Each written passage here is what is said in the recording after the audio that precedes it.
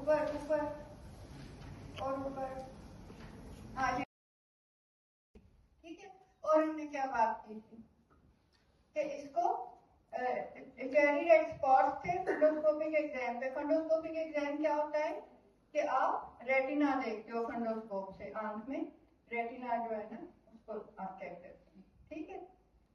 अच्छा, फिर हमने बात की थी कि लैब टेस्टिंग में there is accumulation of a lipid, और वो लिपिड कैसा है, ceramide linked to an oligosaccharide, phosphate उस पर अटैच नहीं है, ठीक है। वैसे भी जब स्फिंगोलिपिड्स ने कार्बोहाइड्रेट्स उठाए होते हैं ना, तो उस वक्त फॉस्फेट उधर अटैच नहीं होता है, ठीक है।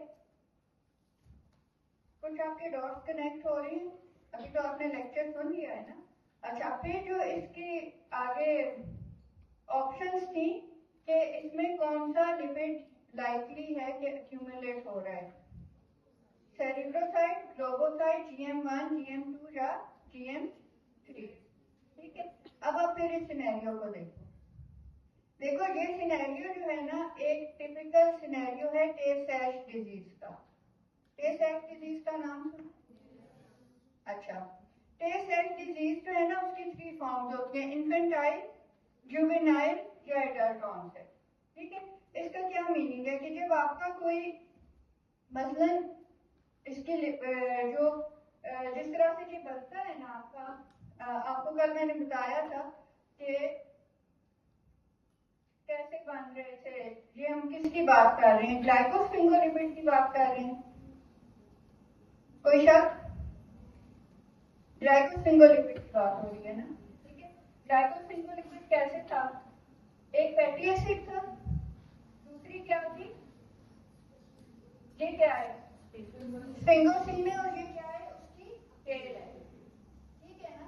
अच्छा, इधर क्या होता था, आपकी कार्बोहाइड्रेट अटैच हो रहे हैं, मसलन ग्लूकोज, ठीक है, गैलेक्टोज, नाना, N-एसिटाइल गैलेक्टोसामीन, और फिर एक और गैलेक्टोज। ये इसका पूरा कार्बोहाइड्रेट का क्या बन गया, क्राउन बन गया इसके ऊपर, ठीक है।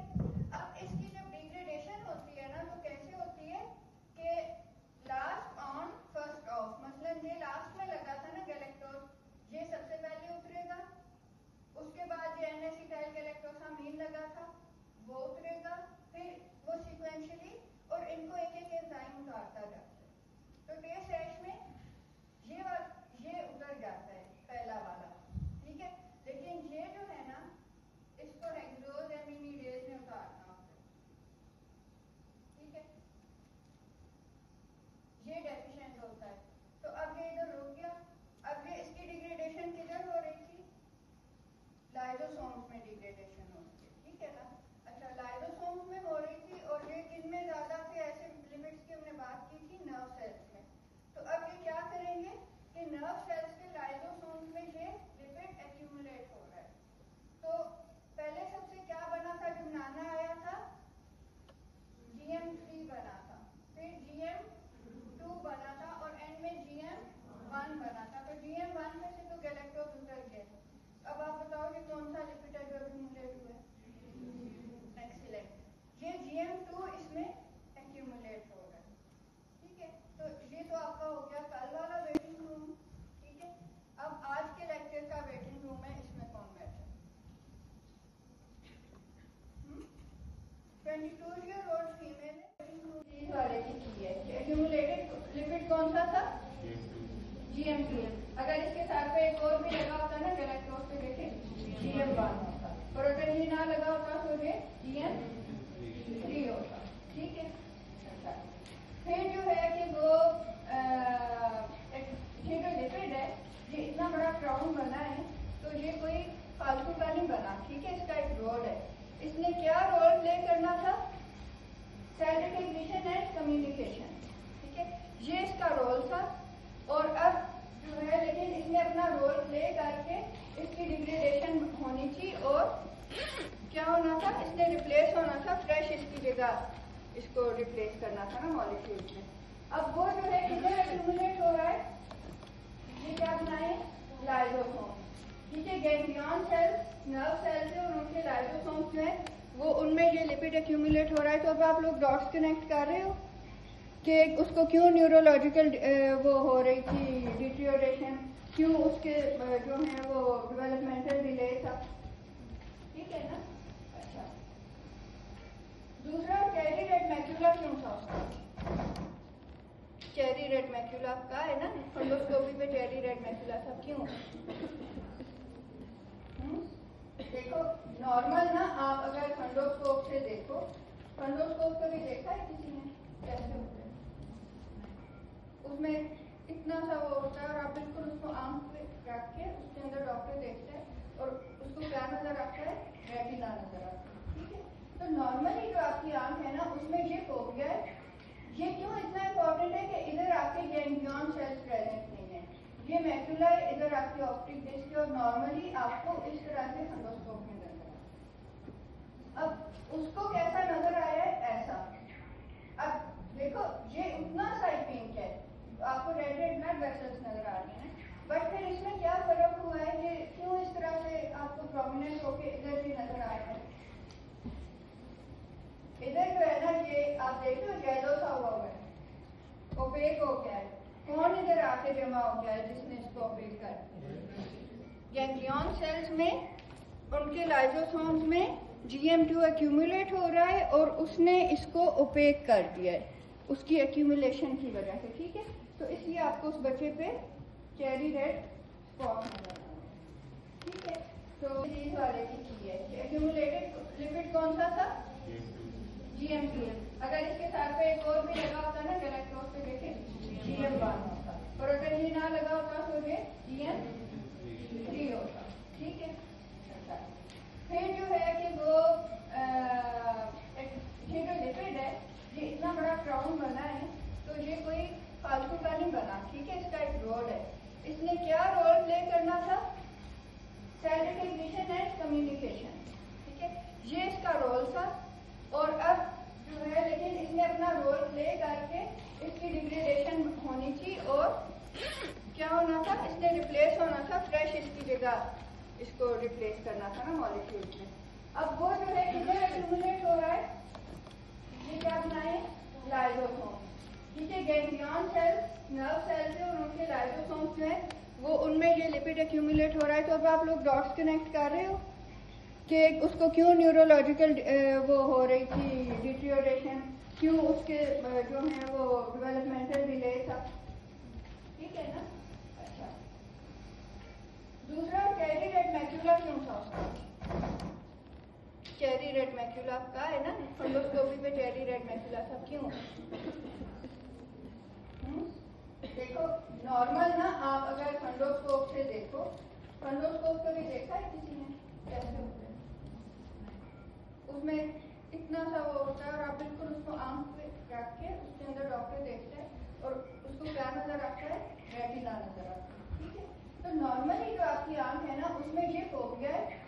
ये क्यों इतना इम्पोर्टेंट है कि इधर आपके गैंग्लियन सेल्स प्रेजेंट नहीं है, ये मैक्यूला है, इधर आपकी ऑप्टिक डिस्क और नॉर्मली आपको इस तरह से फंडोस्कोप में नजर आता है। अब उसको कैसा नजर आया है? ऐसा।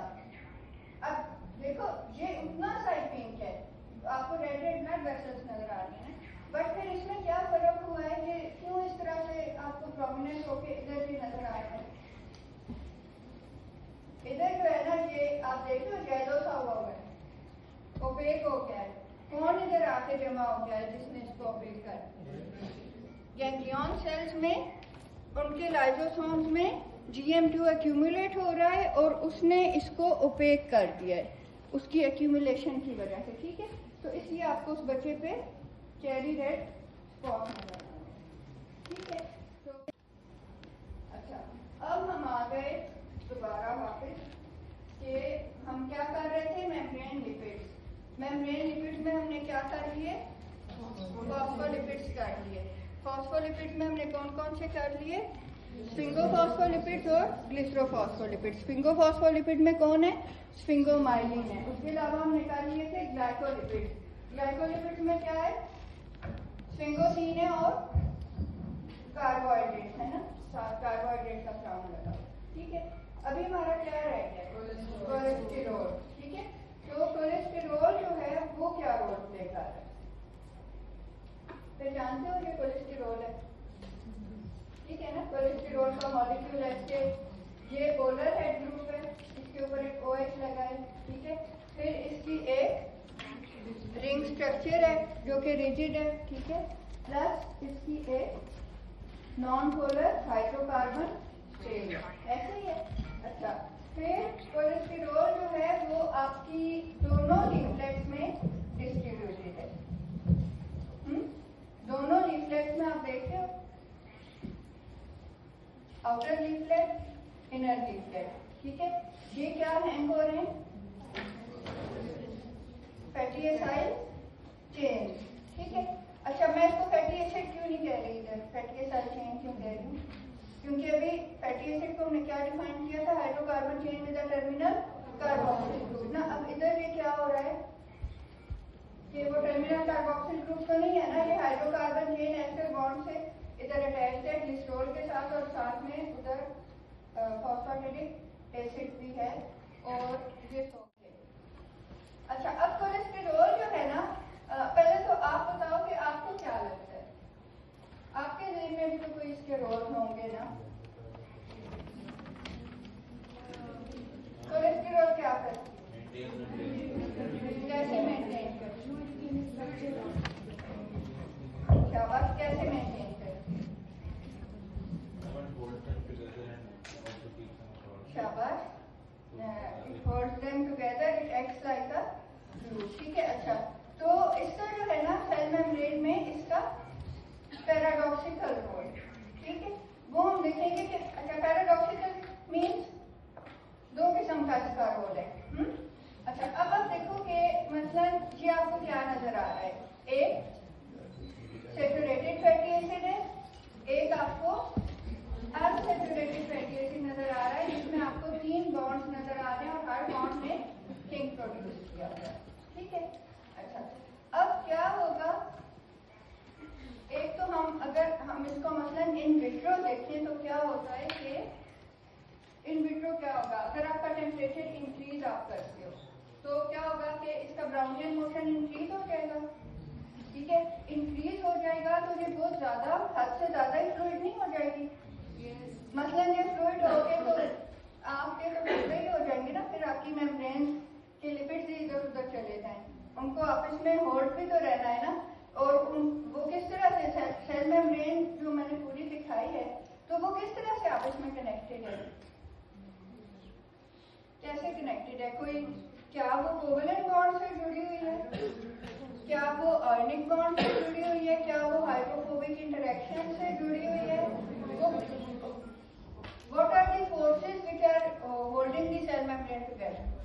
Hydrophobic interaction. तो ये तो कोई बड़ी स्ट्रॉन्ग तो नहीं है ना, ठीक है ना। तो इसको फिर थोड़ा सा आप देखें कि अगर जैसे टेम्परेचर इंक्रीज हो रहा है तो कोलेस्टेरॉल क्या कर रही है, ये आके इधर फिट इन हो गई है ना। ये जो इसमें स्पेस बनाई थी, वो स्पेस कैसे बनी थी? अनसैचुरेटेड फैटी एसिड की वजह से बनी थी। नहीं, ये कह रही है नहीं। आपको क्या समझने की कोशिश कर रहे हो? ये देखो, किंक बना है ना, अगर ये किंक नहीं होता तो ये बिल्कुल आपस में क्लोजली स्टैक्ड होके पैक हुए होते। अब किंक ने इधर एक स्पेस क्रिएट की है, ठीक है। अब कोलेस्टेरॉल क्या करती है, वो कहती है अच्छा मेरे लिए इधर एक सोफा पड़ा है, मैं इसमें आके स्नगली फिट हो जाती हूँ, इधर बैठ जाती हूँ, ऐसे करती है। तो कोलेस्टेरॉल इधर आके फिट हो गई है।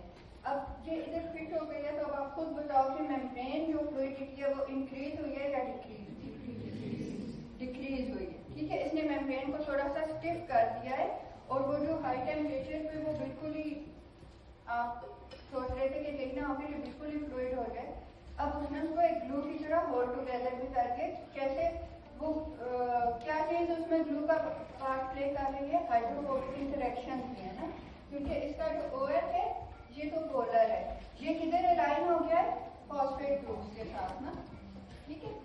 अच्छा, और अगर बहुत ज्यादा टेम्परेचर डिक्रीज हो, ठीक है, ये मैं दोनों की जो आपको सिनेरियो दिखा रही हूँ ना, कि इन विट्रो दिखाती हूँ, ठीक है, उसमें है कि ये बहुत ज्यादा क्लोजली आपस में पैक होके इवन ये, अब आपको ये अज्यूम तो नहीं ना करता कि मेम्ब्रेन जो है वो जैसे फ्रीज हो जाए, बिल्कुल क्रिस्टलाइन स्टेट में चली जाए। तो उसमें क्या कर रही है, ये आई है, ठीक है, और ये आके इनको थोड़ा सा इनमें स्पेस क्रिएट करेगी, ठीक है। तो उधर अब इसने स्पेस क्रिएट की है, तो अब इधर क्या हुआ है, मेम्ब्रेन फ्लूइडिटी इंक्रीज हुई है, इंक्रीज हुई है ना। देखो स्पेस क्रिएट हुई है तो फ्लूइडिटी इंक्रीज हुई है ना। तो मतलब उसने जब टेम्परेचर हाई था तो उसने फ्लूइडिटी डिक्रीज की कि ये बिल्कुल वो दूर ही ना हो, ठीक है। और फिर जब टेम्परेचर लो था तो इसने फ्लूइडिटी इंक्रीज की कि ये बिल्कुल आपस में क्रिस्टलाइन स्टेट में ही ना चले जाएं, ठीक है। अच्छा, ये इसका पैराडॉक्सिकल रोल है। उसके अलावा ये जो है ना close packing of fatty acids जो है, वैसे भी आप देखोगे जैसे ये इधर क्या क्या नजर आ रहा है। एक तो ये क्या था, शक्कर मोमिना का अपना ट्रांस फैट से, ये भी स्ट्रेट चेन से प्लस सैचुरेटेड फैटी एसिड भी स्ट्रेट चेन से, तो ये भी क्लोजली पैक हो सकते हैं ना। तो इधर भी कोलेस्टेरॉल जो है वो इनको थोड़ा सा इनमें स्पेस क्रिएट कर सकती है। तो इधर इसने मेम्ब्रेन फ्लूइडिटी इंक्रीज की है, वैसे ये मेम्ब्रेन फ्लूइडिटी डिक्रीज कर रही है। अच्छा, उसके अलावा इसका एक और रोल है लिपिड ड्राफ्ट में। लिपिड ड्राफ्ट में ये क्या होता है कि ये इस तरह से छोटे छोटे, जिस तरह आप सोचेंगे, ये आपको लिपिड ड्राफ्ट नजर आ रही है ना। अब इसमें आपको कौन से फॉस्फोलिपिड ज्यादा नजर आ रहे हैं, ग्लाइकोफॉस्फोलिपिड। तो ये सिग्नल ट्रांसडक्शन में पार्ट प्ले कर रहे होते हैं, इसका हमारा पूरा लेक्चर होगा, ठीक है। अभी सिर्फ ये दिखाना है कि ये कोलेस्टेरॉल एनरिच्ड होते हैं और cholesterol is acting as a glue to hold this together, ठीक है। इसका ओवर लाइन कर रहा है फॉस्फेट हेड्स के साथ, ठीक है। स्टेरॉयड रिंग्स जो है वो किधर एम्बेड हो रहा है, इन टेल्स। फिर इसके बाद एक हाइड्रोकार्बन चेन थी, वो भी आ रही है फैटी एसिड टेल्स के साथ, ठीक है। मेम्ब्रेन फ्लूइडिटी को ये मॉड्यूलेट कर रहा है, ठीक है। और ये इसका पूरा कोई क्वेश्चन। कोलेस्टेरॉल को सेलिब्रेट करना चाहिए। आपको लगता है कि ये एक अनसंग हीरो है जिसकी सब बुराइयां करते हैं, तो फिर चलो फिर हम उसको सेलिब्रेट करेंगे।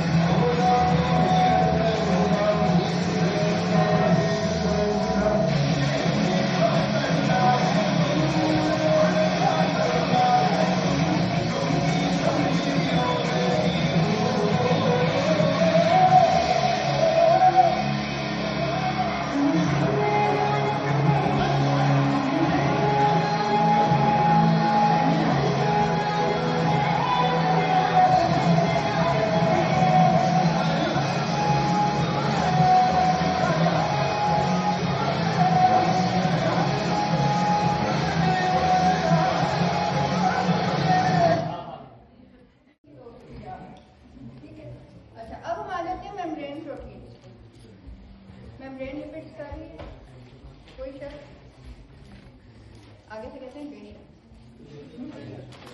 तो अब जो मेम्ब्रेन प्रोटीन है ना, इंटेग्रल, ठीक है, इंटेग्रल आगे से सब क्लासिफाई होते हैं into transmembrane and lipid anchor और फिर हैं पेरिफेरल।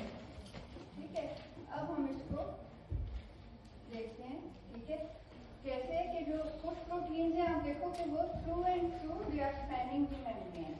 ठीक है, आप देखो ये एक अल्फा हेलिक्स है, ठीक है, आयन चैनल है, ये एक जीपीसीआर रिसेप्टर है, थ्रू एंड थ्रू जा रहे हैं ना।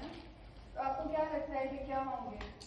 इंटेग्रल होंगे और ट्रांसमेम्ब्रेन। अच्छा, फिर कुछ लिपिड एंकर हैं, ठीक है, कि वो इधर जो है आप ये देखेंगे जैसे ये जीपीसी कपल रिसेप्टर है ना, तो इसके पाँव में ये 3 प्रोटीन बैठे हैं। ठीक है, कैसे बैठे हुए हैं, क्यों बैठे हुए हैं? ये इनका मुर्शिद है, ये इधर तीनों बैठे हुए हैं। जैसे ही इसकी सिग्नल ट्रांसडक्शन होती है ना, इसके सर पर कोई आके मॉलिक्यूल लगता है, ये मारता है इनको और ये अपने काम शुरू हो जाते हैं। ठीक है, तो ये लिपिड एंकर ठीक है। ठीक है, फिर आपके आ जाते हैं पेरिफेरल। ठीक है, पेरिफेरल मोस्टली साइटोसोलिक साइट होते हैं, ये जैसे आपको इसका लंबाई पेरिफेरल प्रोटीन नजर आता है। ठीक है, फिर कुछ एंजाइम्स काइनेटिक्स भी हो सकते हैं पेरिफेरल। ठीक है, तो पहले हमने देख लिया transmembrane means through and through, they are spanning through and through. अब वो क्या है, एक तो हो सकता है कि वो बस उन्होंने 1 टाइम स्पैन किया है, दूसरा हो सकता है वो किए ही जा रहे हैं। जैसे आपने देखे कि वो सर्पेंटाइन रिसेप्टर था जिसको 7 लूप रिसेप्टर कहते हैं, वो 7 टाइम स्पैन कर रहा था। ठीक है, तो ये आपके आ गए ट्रांसमेम्ब्रेन प्रोटीन। ठीक है, ये वो है। ठीक है, ये कौन सा है? जीपीसीआर रिसेप्टर, जी प्रोटीन कपल रिसेप्टर। जी प्रोटीन कौन है? These are sitting in the feet। ठीक है, अब मसलन इधर जी क्यूब बीटा और गामा मिक्स बनाइए, जी अल्फा भी हो सकता है, वो भी आपको आगे गवर्नमेंट बताइए सिग्नल ट्रांसडक्शन। ठीक है, फिर ये जो है ये आपका ट्रांसमेम्ब्रेन प्रोटीन है। ये मैंने एंकर बनाया है ताकि आप अप्रिशिएट करें कि ये जो है ना ये लिपिड से एंकर हुए हैं। ठीक है, अब अगर ये लिपिड से एंकर हुए हैं तो आप क्या समझते हैं इनकी मोबिलिटी कैसे होगी? Can they slip into the external leaflet? नहीं, इतनी सर्कस नहीं कर सकते क्योंकि लिपिड से एंकर हुए। ठीक है ना, लेकिन कैन दे मूव लैटरली? हाँ, तो लिपिड एंकर की लैटरल मूवमेंट होती है। जब ये एक्टिवेट होता है तो ये थोड़ा सा इसमें कंफर्मेशन चेंज आता है, ये इनको स्टिमुलेट करता है तो ये आगे जाते हैं। ठीक है ना। अच्छा, तो अब इस फ्रेम में आप देखो कि अच्छा, फिर जब ये प्रोटीन्स भी जो है इसमें स्पेल कर रहे हैं इसको, तो इनमें भी आप देखो कि अब आपको ये नहीं आया ख्याल कि ये तो सारी हाइड्रोफोबिक थी अंदर से, तो ये कैसे गुजर रहे हैं,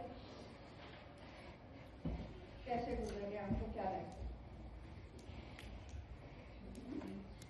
देखो जो अमीनो एसिड्स है ना, उनमें भी उनकी साइड चेन्स होती हैं, कुछ पोलर होते हैं, कुछ नॉन पोलर होते हैं, कुछ इवन हाइड्रोफोबिक होते हैं।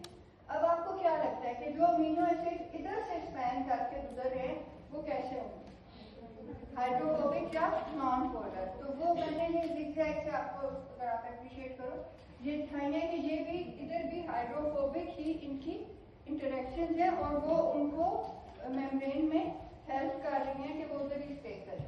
ठीक है, अच्छा, फिर जो इनके इस तरफ जो पार्ट्स होंगे ना वो कौन से होंगे? जो मैंने डॉट से दिखाए हैं, हाइड्रोफिलिक, जो एक्सटीरियर की तरफ आ रहे हैं। ठीक है, तो ये आपके आ गए ट्रांसमेम्ब्रेन प्रोटीन, और इसी फ्रेम में आपको नजर आ रहे हैं लिपिड एंकर प्रोटीन्स में आएंगे। ठीक है, तो ये आप देख रहे हो लिपिड एंकर और ये ट्रांसमेम्ब्रेन। ठीक है, तो हमने इनको कहा इंटेग्रल, लेकिन हमने इनको इंटेग्रल क्यों कहा? ये भी आप देखो, ये भी एक लिपिड एंकर प्रोटीन है। जीपीआई एक लिपिड एंकर है। GPI stands for glycosyl phosphatidyl inositol. ठीक है, तो ये जीपीआई एंकर प्रोटीन है। ठीक है, ये भी लिपिड एंकर है। ठीक है, अभी वही सवाल है कि ये इंटेग्रल क्यों है?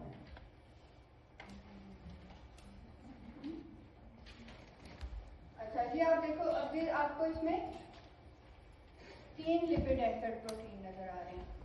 जीपीआई जो है ग्लाइकोसिल फॉस्फेटिडाइल आइनोसिटॉल, पहले भी नाम सुना था फॉस्फेटिडाइल आइनोसिटॉल का जब हम ग्लिसरोफॉस्फोलिपिड्स कर रहे थे, ये नाम फिर आ गया।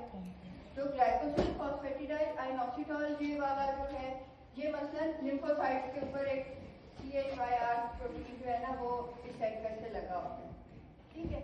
अच्छा, उसके अलावा एक रास प्रोटीन है, ये जी प्रोटीन है, ठीक है। जैसे आपने वो देखा है वो जो जी प्रोटीन उसके पाँव में बैठे थे, इसी तरह से ये भी जी प्रोटीन है जो लिपिड एंकर्ड है, ये एक और पाथवे में काम करता है, ठीक है। फिर ये SRC जो है इस तरह के काइनेजेस भी होते हैं, ये भी लिपिड एंकर्ड है। तो ये आपको तीन लिपिड एंकर्ड प्रोटीन नजर आ रहे हैं, ठीक है। अच्छा, तो ये अभी तक हम किस पे घूम रहे हैं? इंटेग्रल प्रोटीन्स पे, और हम उसको कोशिश कर रहे हैं देखने की कि ये आखिर ये क्यों इंटेग्रल है। एक हमने बात की है कि दे आर ट्रांसमेम्ब्रेन प्रोटीन, दूसरा हमने कहा है लिपिड एंकर्ड है। अब ट्रांसमेम्ब्रेन क्या कर रहा है? It is traversing the membrane, through and through membrane को क्रॉस कर रहा है, ऐसे ही है ना। अब जैसे मैंने बात की थी कि ये वन टाइम भी कर सकता है या मोर देन वन टाइम्स भी कर सकता है, और ज्यादातर ये किससे कर रहा है? जो इसका अल्फा हेलिक्स है ना, वो मसलन इधर से इसको स्पैन कर रहा है, इट इज क्रॉसिंग, उसको मैंने येलो बनाया है इसके अल्फा हेलिक्स, ठीक है। ये अगर आप येलो हटा दें तो ये देखेंगे इसका अल्फा हेलिकल स्ट्रक्चर है और ये इसको स्पैन कर रहा है मेम्ब्रेन को। अच्छा, अब हम इसको जूम इन करें, इसको जूम करते हैं, ठीक है। आपने जूम करके देखा ये आपकी मेम्ब्रेन है और ये एक अल्फा हेलिकल स्ट्रक्चर इसको स्पैन कर रहा है। अब मैंने क्या बात की थी आपको कि इसमें कैसे अमीनो एसिड्स हैं? हाइड्रोफोबिक या नॉन पोलर, ठीक है। हाइड्रोफोबिक और नॉन पोलर में वो क्रॉस कर रहे होंगे उस एरिया में जिधर से ये, तो अब ये देखें ये जो पीच कलर में है ना, ये सारे हाइड्रोफोबिक और नॉन पोलर अमीनो एसिड्स हैं जो कि इसको स्पैन कर रहे हैं, ठीक है। अच्छा, और ये हाइड्रोफोबिक इंटरेक्शन से इसके अंदर पैक हुए हुए हैं, ठीक है। एक ग्लू की तरह वो उनकी जो हाइड्रोफोबिक इंटरेक्शन है वो इनको हेल्प कर रही है और इनकी दूसरों को हेल्प कर रही है, और ये उसके अंदर है। अच्छा, अब आपको ये स्टडी करने के लिए निकालने हैं, ठीक है। तो ये आप जब तक मेम्ब्रेन को डिस्टर्ब ना करो तो आप इनको अंदर से एक्सट्रैक्ट नहीं कर सकते। That is why these are called integral, ठीक है। वो मैं बार बार आपसे पूछी थी इंटेग्रल ही क्यों है, इंटेग्रल क्यों है, ठीक है। तो अब आप देखो कि अगर आप एक डिटर्जेंट डालो, डिटर्जेंट की क्या प्रॉपर्टी होती है? आप किस चीज को एक डिटर्जेंट कहते हो? एम्फीपैथिक होता है। एम्फीपैथिक मीन्स कि एक तरफ से वो पोलर है और एक तरफ से वो हाइड्रोफोबिक है या नॉन पोलर है, ठीक है। तो उसका ऐसा सार बना सकते हैं एक डिटर्जेंट के मॉलिक्यूल का। किसी को कोई इसमें एतराज हो? जिसको है शक्ल बना क्यों? एम्फीपैथिक मॉलिक्यूल, एम्फीपैथिक क्या होता है कि उसकी एक साइड पोलर हो और एक नॉन पोलर हो या हाइड्रोफोबिक हो, तो उसको हम इस तरह से बना सकते हैं कि उसका सर पोलर है और ये जो इसकी टेल है ये हाइड्रोफोबिक या वो उस तरह से नॉन पोलर है। तो ये मैंने डिटर्जेंट बनाया, ठीक है। ये देखो आपके पास डिटर्जेंट होते हैं किचन में, लेमन मैक्स बार होती है, उससे वो ऑयल उतर जाता है प्लेटों से, ग्रीन रंग की होती है, इसलिए मैंने ग्रीन रंग का डिटर्जेंट उसी रंग का बनाया, ठीक है। अच्छा, अब हम इसमें डिटर्जेंट अगर डालेंगे ना तो ये क्या करेगा, ये इधर से खुद इसके हाइड्रोफोबिक पोर्शन इधर आ जाएंगे और जो सेल मेम्ब्रेन थी ना उसको इन्होंने इधर से डिस्टर्ब कर दिया। इसी तरह से जो लिपिड एंकर्ड हैं वो भी इतने उसमें एंकर हुए हैं ना, तो वो भी आराम से नहीं उतरेंगे। उनके लिए भी आप डिटर्जेंट डालो, ठीक है। डिटर्जेंट जो है उधर से सेल मेम्ब्रेन को डिस्टर्ब करेगा और उसने आपके जो है लिपिड एंकर्ड प्रोटीन्स भी निकाल दिए। मैम, इन प्रोटीन्स की स्पेसिफिक पोजीशन होती है या किसी भी पोजीशन से? देखो लिपिड एंकर्ड इनकी अपनी अपनी पोजीशंस असाइंड हैं, ठीक है। मसलन जो वो छोटे छोटे जी प्रोटीन थे वो किधर बैठे हुए थे? GPCR के पाँव में बैठे हुए थे ना। इसी तरह से मतलब उन्होंने जिस सिग्नल ट्रांसडक्शन में पार्ट प्ले करना है या जो भी उनका रोल है उसके अकॉर्डिंगली वो उस सेल पे और उसकी उस स्पेसिफिक लोकेशन पे प्रेजेंट होंगे। ठीक है, अच्छा अब जो है ना ये जो आपका सेल है ये किस बुक में है? Cell and molecular biology lipid Karp. ठीक है, और आप लोग क्या करते हो? बड़ी लिपिड कॉर्प में से इसको ढूंढ रहे हो। ये एक छोटी लिपिड कॉर्प है, आपको डॉक्टर पताया ने उसका PDF शेयर किया ग्रुप में, ये उसमें। ठीक है, अब उसने इनको इंटेग्रल प्रोटीन्स के नीचे रखा है लिपिड एंकर को। ठीक है, कुछ बुक्स जो है वो लिपिड एंकर को पेरिफेरल में डाल देती हैं। अब जो आपका लिपिड कॉर्प वाली बुक है वो कहता है कि पेरिफेरल सिर्फ साइटोसोलिक है और इट मेक्स सेंस। ठीक है, कि वो वैसे साइटोसोलिक ही है, लेकिन कुछ बुक्स इंटेग्रल को पेरिफेरल के अंदर क्लासिफाई कर देती हैं इसमें लिपिड एंकर को। तो उसमें आपने देखा है कि एक लिपिड एंकर आउटर लीफलेट पे खड़ा था, कौन सा? GPI एंकर जो प्रोटीन था। ठीक है, अच्छा अब इधर एक पैराडॉक्स पैदा हुआ है जो किसी ने आइडेंटिफाई नहीं किया और किसी ने पूछा भी नहीं। देखो हमने क्या कहा था शुरू से, हम कह रहे हैं कि फॉस्फेटिडाइल आइनोसिटोल इनर लीफलेट में, फॉस्फेटिडाइल आइनोसिटोल इनर लीफलेट में कह रहे हैं ना। तो ये किसी ने नहीं कहा कि भाई अभी आप इनर लीफलेट कर करके और अब जो GPI एंकर है ग्लाइकोसिस फॉस्फेटिडाइल एंकर ये बाहर कैसे पहुंच गया? तो कैसे पहुंच गया? ड्राइवर में आपसे पूछेंगे। देखो ये जो है ना ये फ्री फॉस्फेटिडाइल आइनोसिटोल है। ठीक है, ये मेम्ब्रेन लिपिड है और ये जो GPI एंकर है ना ये पोस्ट ट्रांसलेशनल मॉडिफिकेशन हुई है और उसमें ये एंकर अटैच हुआ है। एंडोप्लाज्मिक रेटिकुलम में ये प्रोटीन जब बन रहा था उस पर ये एंकर अटैच हुआ है और फिर आपको पता है कि जब उस तरह से प्रोटीन सिंथेसाइज हो रहे हो तो एंडोप्लाज्मिक रेटिकुलम में से वो गया गोल्गी अपरेटस में, उधर उसकी हुई और ग्लाइकोसाइलेशन मॉडिफिकेशन, उधर से वो वेसिकल बर्ड ऑफ हुआ और वो ऐसे आके एक्सोसाइटोज हुआ और मेम्ब्रेन में इनकॉर्पोरेट हो गया। ये उस तरह से आ जाए, ये आपने कंफ्यूज नहीं करना। फॉस्फेटिडाइल आइनोसिटोल आपका हमेशा इनर वी लीफलेट में, लेकिन GPI एंकर आउटर में और ये दोनों आपस में डिफरेंट है। ठीक है, अच्छा फिर आपके आ जाते हैं पेरिफेरल प्रोटीन्स ना। ठीक है, पेरिफेरल प्रोटीन्स जो है अब ये इंटेग्रल नहीं है, क्यों? Because this can be removed by simple short solution और उसमें आपको मेम्ब्रेन को डिस्टर्ब नहीं करना। ठीक है, अच्छा अब ये आपको RBC नजर आ रहा है ना, तो इसमें मैंने आपको दो पेरिफेरल प्रोटीन्स दिखाए हैं। अब थोड़ा वेटिंग रूम से आप इसको कनेक्ट करें। ठीक है, ये एक्टिन है, ये जो पर्पल कलर में दिखाया है और ब्राउन में ये जो है पूरा नेटवर्क था ये स्पेक्ट्रिन है। ठीक है, और ये इसकी बाइकनकेव शेप को मेंटेन कर। ठीक है, तो आपके टेक होम पॉइंट्स क्या हुए कि आप जो है ना एक तो इंटेग्रल प्रोटीन है, दूसरा पेरिफेरल प्रोटीन है। अब मैंने वेन डायग्राम में ना लिपिड एंकर को ओवरलैपिंग रीजन में दिखाया है क्योंकि कुछ बुक्स इनको कर रही हैं इंटेग्रल के साथ और कुछ कर रही हैं पेरिफेरल के साथ। ठीक है, तो इंटेग्रल में ट्रांसमेम्ब्रेन तो इंटेग्रल है, उसमें तो कोई आपको वो नहीं है। लिपिड एंकर इंटेग्रल है, ठीक है, लेकिन कुछ लोग इनको पेरिफेरल भी कह रहे हैं तो पेरिफेरल में भी आ रही है। ठीक है,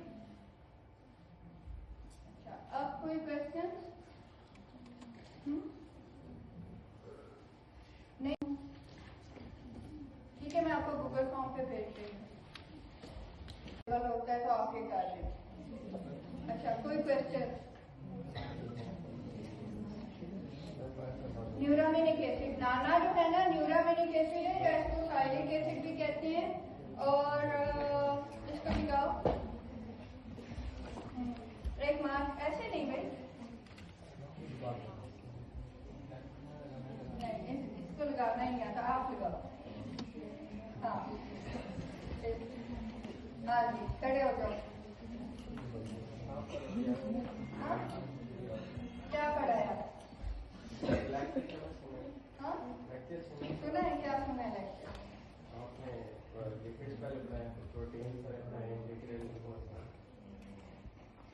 GPI एंकर है ना वो आउटर लीफलेट देखो जीपीआई एंकर के सर के ऊपर एक क्राउन है कार्बोहाइड्रेट्स का, और कार्बोहाइड्रेट्स का क्राउन जो है ना वो कभी भी इनर लीफलेट में नहीं होता, वो आपका होता है सेल रिकग्निशन के लिए है ना वो क्राउन, ठीक है, कम्युनिकेशन, सेल रिकग्निशन, तो वो आपकी साइटोप्लाज्म में तो नहीं होगी ना। तो जीपीआई एंकर ग्लाइकोसाइलेटेड है, वो कैसे इनर लीफलेट में आ सकता है, वो हमेशा आउटर लीफलेट में है।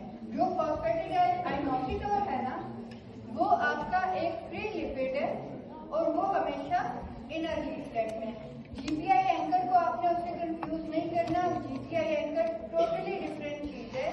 ये ऐसे होता है कि ये जो इसका प्रोटीन है जिसको ये एंकर कर रहा है वो सिंथेसाइज हो रहा था, उसके साथ ही वो ट्रांसलेशनल मॉडिफिकेशन हो रही थी, और उन्हीं मॉडिफिकेशन में एक तो वो फॉस्फेटिडाइल आइनोसिटोल के साथ अटैच्ड है, और प्लस इसके जो है ना फॉस्फेटिडाइल आइनोसिटोल और ये जो प्रोटीन है इसके दरमियान में एक छोटी सी ओलिगोसेक्राइड चेन है। इस चेन के अलावा इस प्रोटीन के सर के ऊपर भी ग्लाइकोसाइलेशन हुई, ठीक है, और ये आपकी एंडोप्लाज्मिक रेटिकुलम के अंदर बना, ठीक है, ये उसकी मेम्ब्रेन के अंदर ही रहा। कुछ प्रोटीन होते हैं जिन्होंने जाके सेल मेम्ब्रेन में लग जाना होता है ना, तो वो एंडोप्लाज्मिक रेटिकुलम में से फिर बट ऑफ होके गोल्जी में जाते हैं, गोल्जी में उनकी फर्दर मॉडिफिकेशन होती है, उधर से बट ऑफ होके एक वेजिकल जा रहा है, ठीक है, वो जाए और जाके सेल मेम्ब्रेन में फ्यूज हुआ है, इस तरह खुल जाए, तो उसमें जो प्रोटीन लगे हुए थे अब वो सेल मेम्ब्रेन के आउटर लीफलेट पे आ गए। तो ये जो जीपीआई एंकर है ना ये इस तरह से आउटर लीफलेट